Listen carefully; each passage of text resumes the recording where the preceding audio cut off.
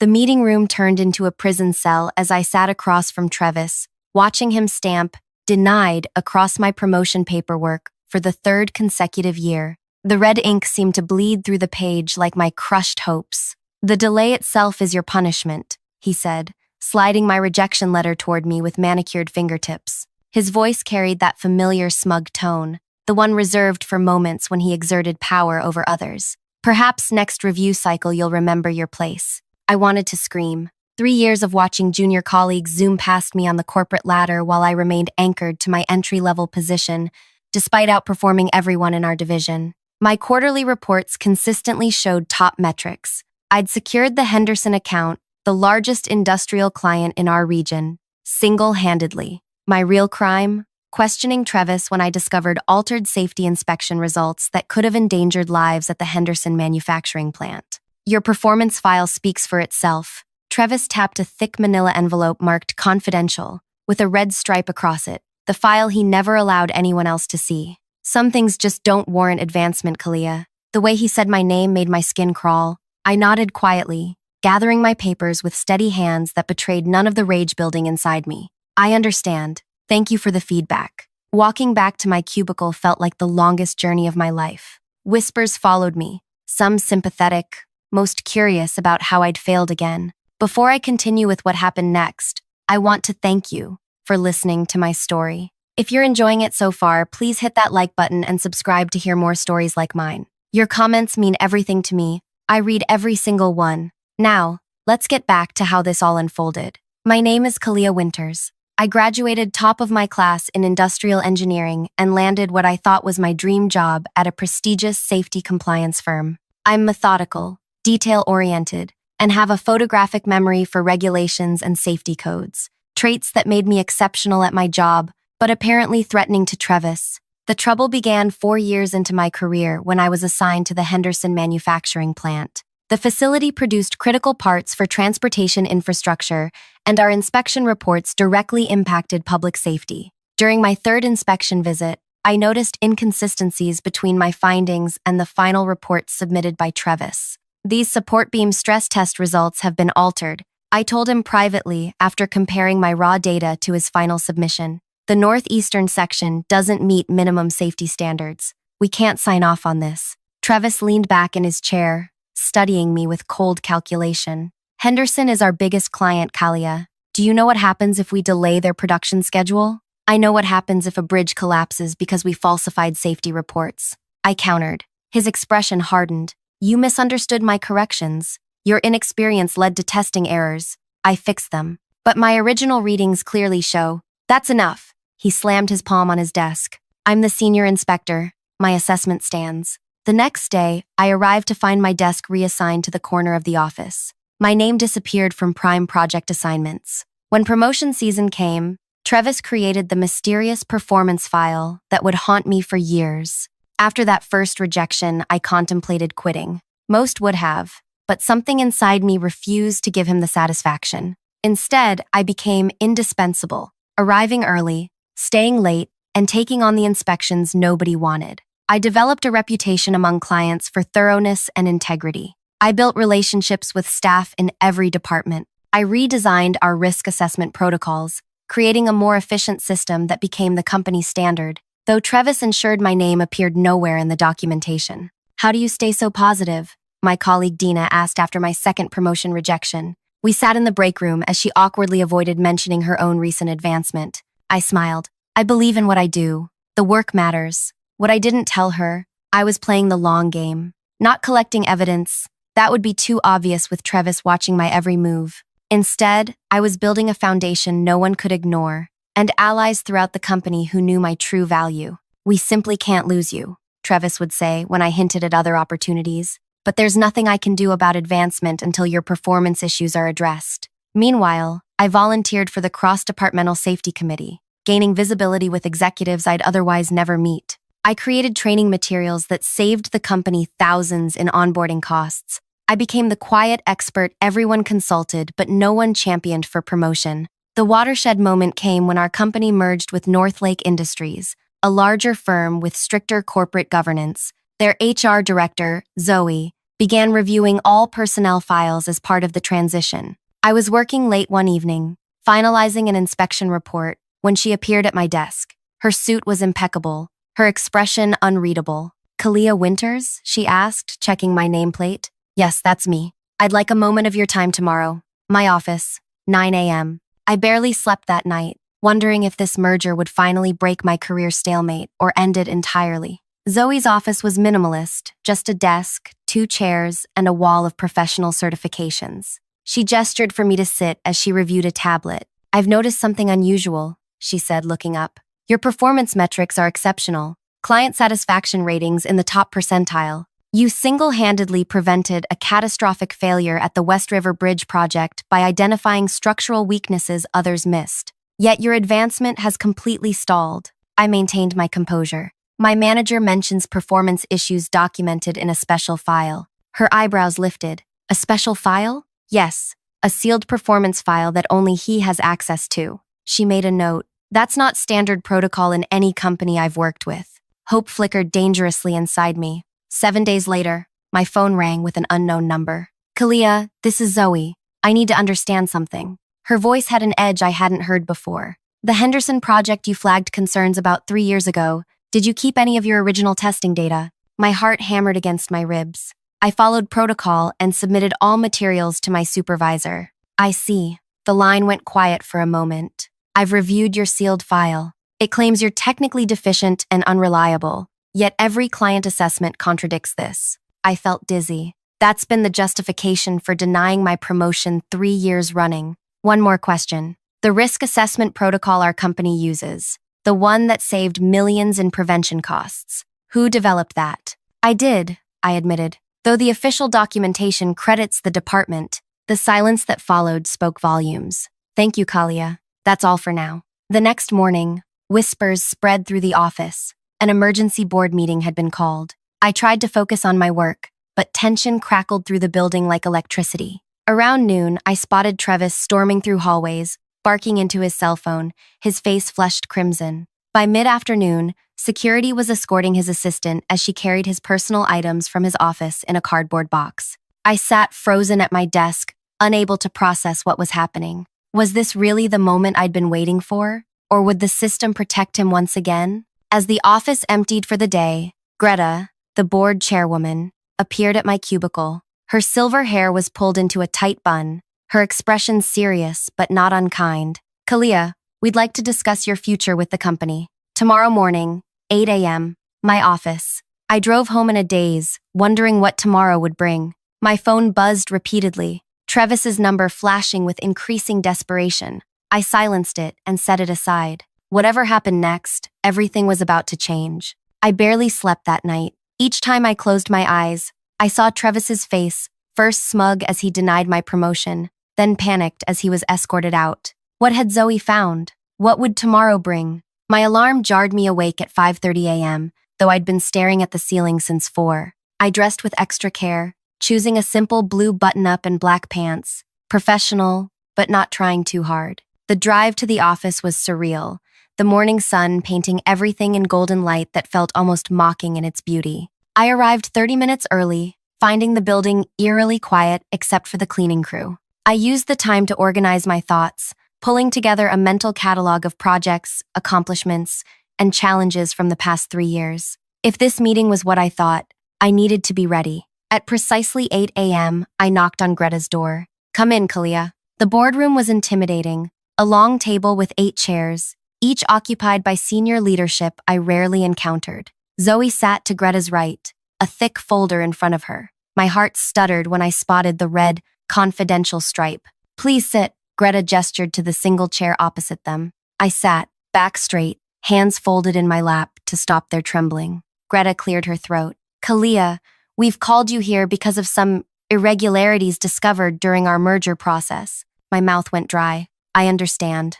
"I'll be direct," Zoe interjected, opening the folder. "We've discovered your supervisor, Travis, has been systematically suppressing your career advancement through falsified performance reports while simultaneously taking credit for your innovations." The room spun slightly. Hearing it stated so plainly after years of gaslighting was overwhelming. "But that's not all," Greta continued. The Henderson manufacturing plant inspection, the one where you raised safety concerns, resulted in significant structural reinforcements after a secondary inspection was quietly ordered by the client based on your initial findings. Trevis had approved the facility despite known safety risks. I swallowed hard. I didn't know there was a secondary inspection. No, you wouldn't have, said an older man at the end of the table. I'm Philip, head of legal. Trevis buried that report and created this special performance file on you the very next day. Zoe slid several papers toward me. These are the original safety reports you submitted,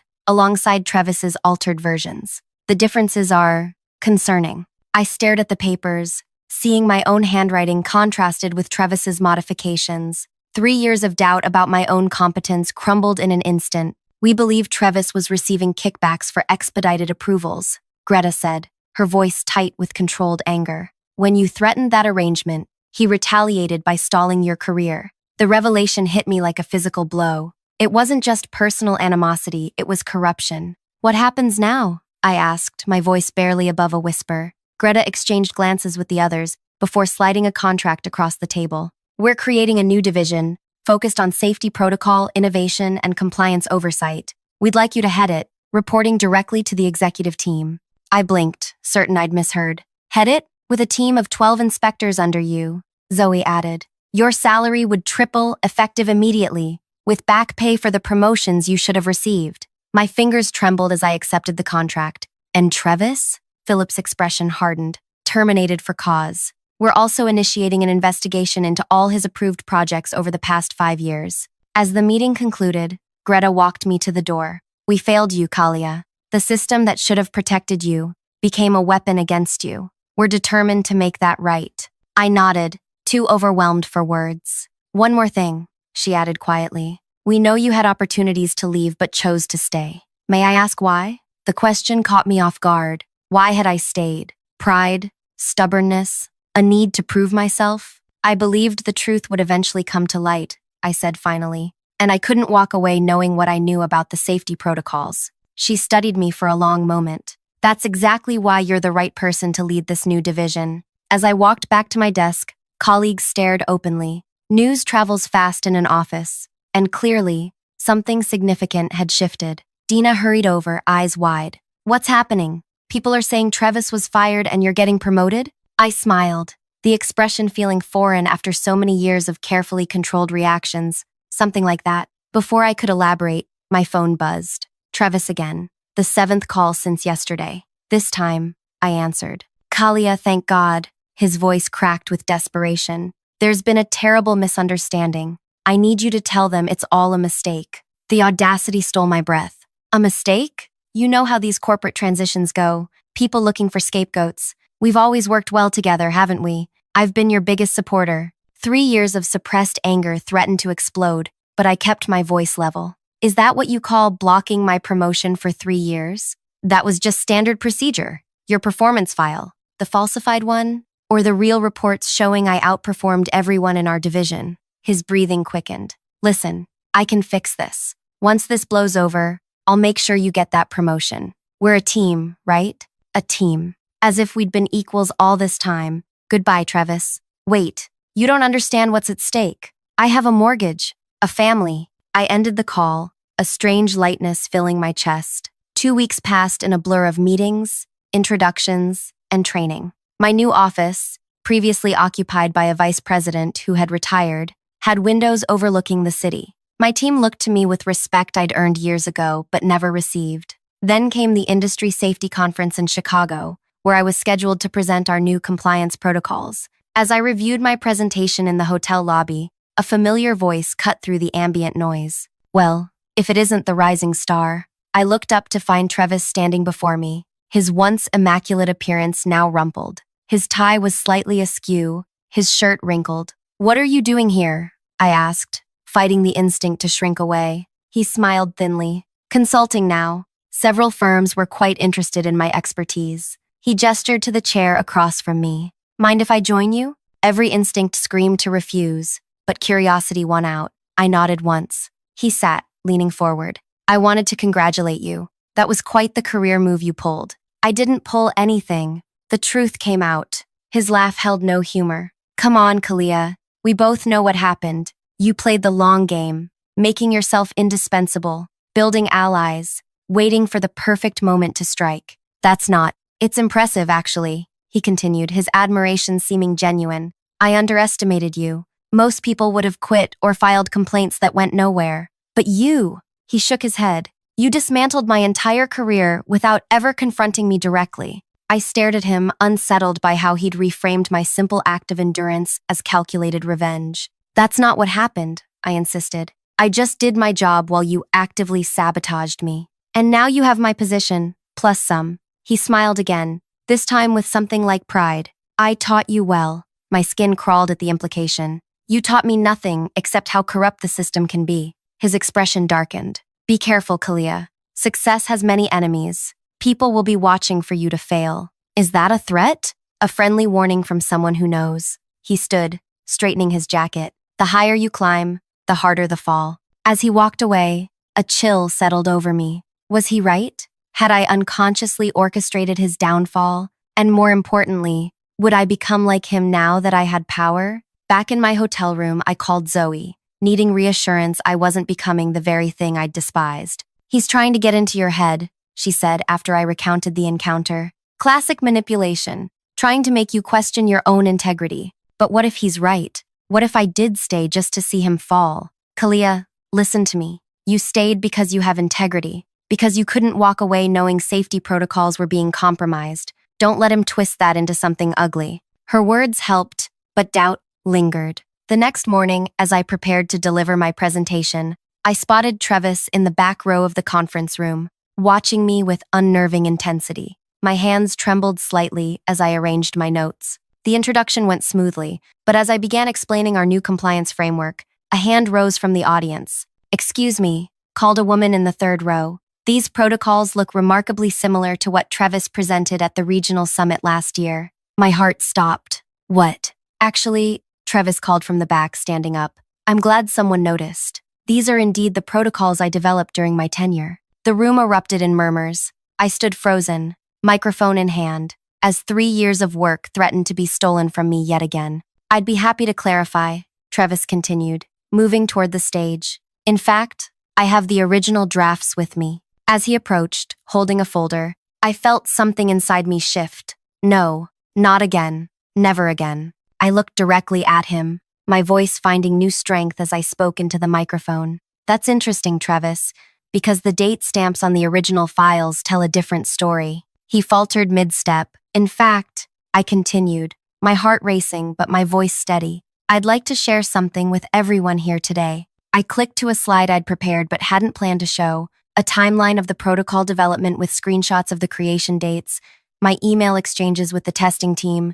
and initial drafts in my handwriting. I created these protocols 3 years ago while working under Travis, who consistently took credit for my innovations while blocking my advancement. The truth has recently come to light, which is why I now lead our new compliance division. The room fell silent. Travis stood frozen in the aisle, his face draining of color. Now, I said, smiling at the audience, any other questions about the actual safety protocols? The presentation continued without further interruption. Afterward, colleagues swarmed me with questions, congratulations, and business cards. Through the crowd, I caught a glimpse of Travis slipping out the side door, shoulders slumped in defeat. That evening, I received a text from him. This isn't over. I stared at those 3 words, feeling the weight of his threat. What did he still have up his sleeve? And how far would he go to reclaim what he believed was his? I saved the text message. Evidence was something I'd learned to preserve. The conference ended the next day, and I returned to the office with a strange mix of triumph and unease.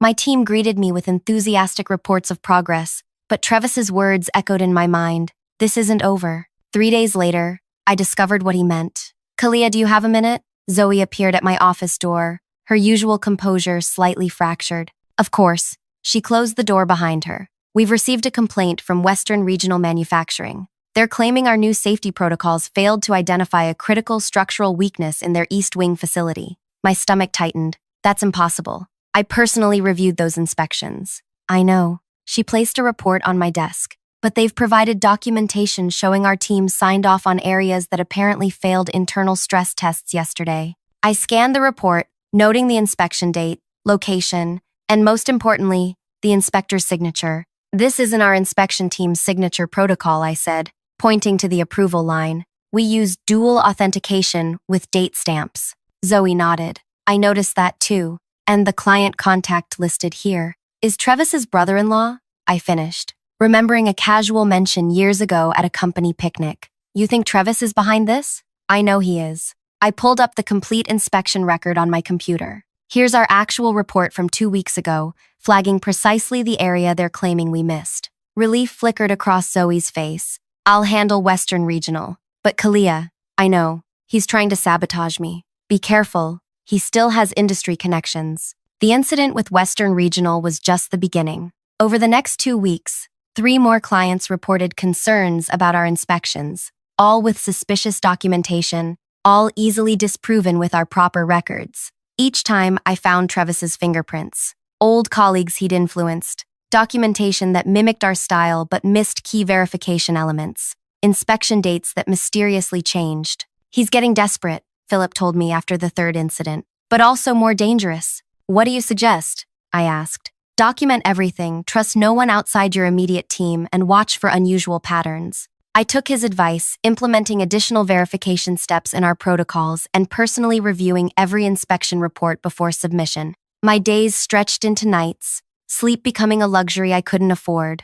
The pressure was immense. One legitimate mistake could validate Travis's sabotage campaign. Then came the Henderson account. They're requesting you personally for their annual safety inspection, my assistant said, placing the request on my desk. Specifically you, not just our department. Henderson, where it all began, where I'd first discovered Travis's altered safety reports, where he'd first threatened my career. When? Next Tuesday. Their production schedule is tight, so they need quick turnaround. Warning bells rang in my mind. Henderson never rushed inspections. Their insurance required thorough documentation. Get me everything we have on Henderson's inspection history, and book me for Tuesday. That weekend, I reviewed every Henderson report from the past 5 years, noting patterns, inconsistencies, and the gradually increasing safety margins Travis had shaved off with each inspection. The picture that emerged was disturbing. A systematic reduction in safety requirements that kept Henderson's maintenance costs low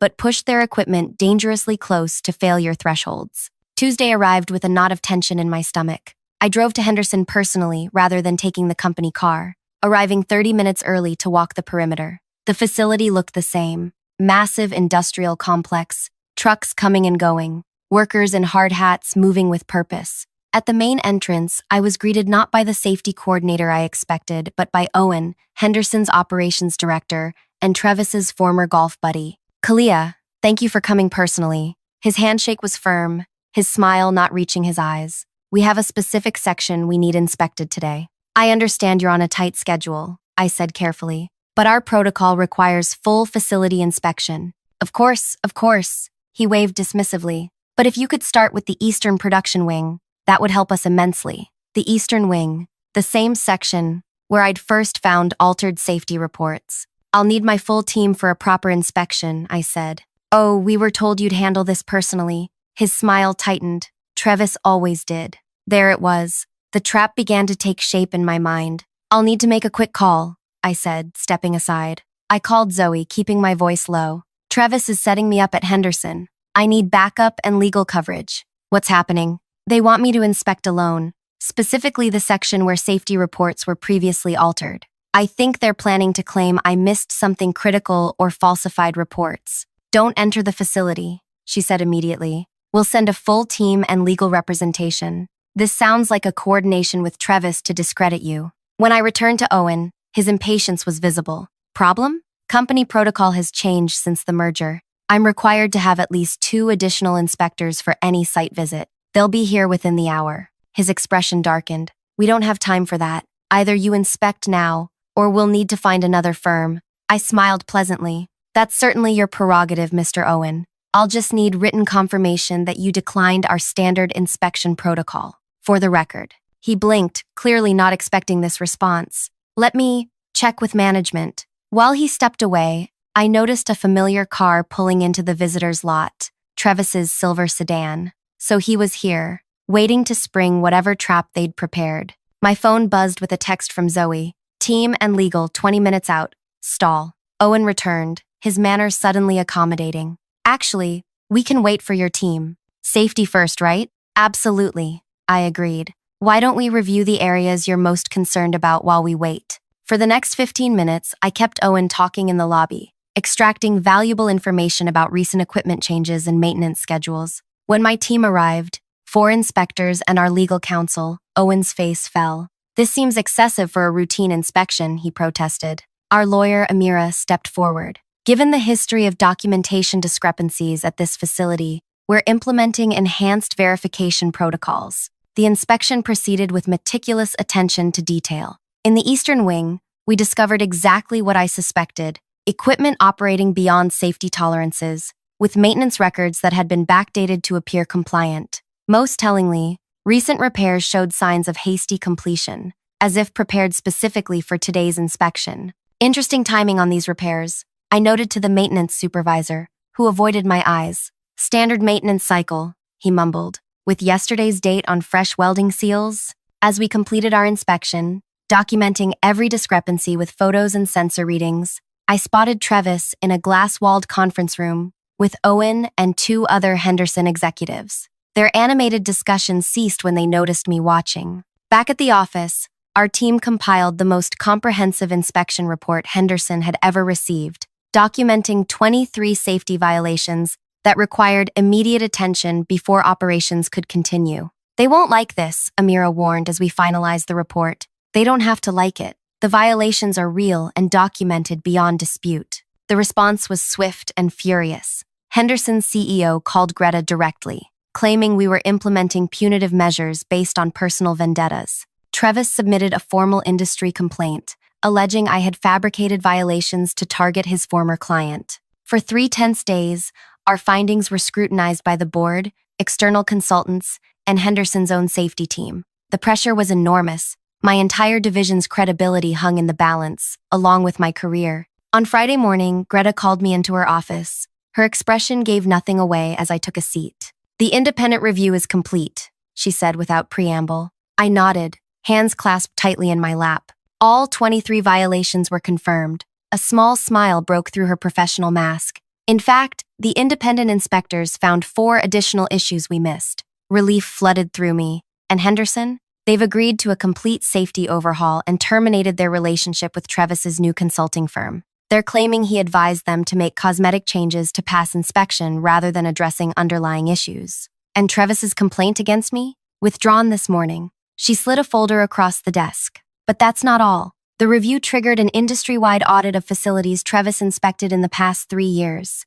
3 other manufacturing plants have already been temporarily shut down due to critical safety violations. I opened the folder to find a press release draft, announcing our firm's new role in establishing updated industry safety standards, with me named as project lead. This isn't just vindication, Kalia. This is revolution. You've exposed systemic problems that put countless lives at risk. As I left Greta's office, my phone buzzed with a text from an unknown number. Need to talk. It's Trevis. Please. I stared at the message, remembering 3 years of humiliation, gaslighting, and suppressed rage. The old Kalia would have ignored it, taking the high road. But I wasn't that person anymore. I texted back, Riverfront Park, 6 p.m. The park was quiet at that hour, most workers having headed home for the weekend. I spotted Trevis on a bench overlooking the water, his once confident posture now slumped in defeat. Thank you for coming, he said as I approached, not looking up.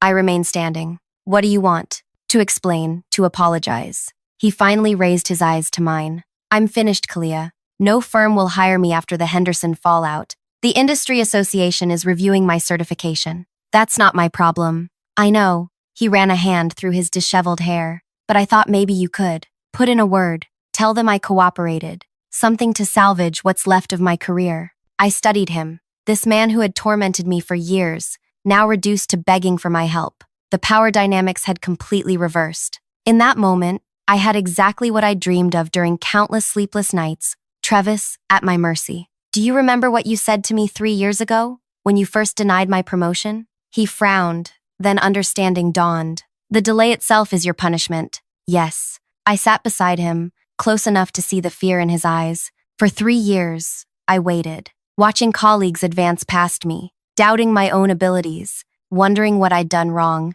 I was wrong, he whispered. I was threatened by you. And now you want my help? He nodded, a glimmer of hope in his expression. I reached into my bag and removed a folder, identical to the confidential file he'd used against me for years. I've created a file on you, Travis. Everything you did to me, every altered report, every safety violation you approved, every kickback you received. I placed it between us on the bench. The industry association already has a copy. The color drained from his face. You're destroying me. No, I stood, straightening my jacket. I'm ensuring justice. The delay itself is your punishment, but the consequences are your own making. As I walked away, I heard him call after me, his voice breaking. I didn't look back. 3 months later, our new safety standards were implemented across the industry. My team expanded to 30 inspectors, all trained in the rigorous protocols I'd developed. Henderson's facility reopened under new management, with our firm providing ongoing safety consultation. And Travis? The last I heard, he was working night security at a warehouse. His certification permanently revoked after the investigation revealed kickbacks from 6 different companies. Sometimes, when I walk past my glass-walled office with its view of the city, I think about that day in the park, not with regret, but with the quiet satisfaction of knowing that justice, though delayed, eventually arrives. The file remains in my desk drawer, a reminder of how power can corrupt and how truth, though buried, will always find its way to light. If you've stayed with me until the end of this story, thank you. Your support means everything. If it resonated with you, please like, share, and subscribe for more stories about standing up against injustice, even when the odds seem impossible. Remember, sometimes winning isn't about immediate victory. It's about having the courage to stay in the fight when everyone expects you to quit.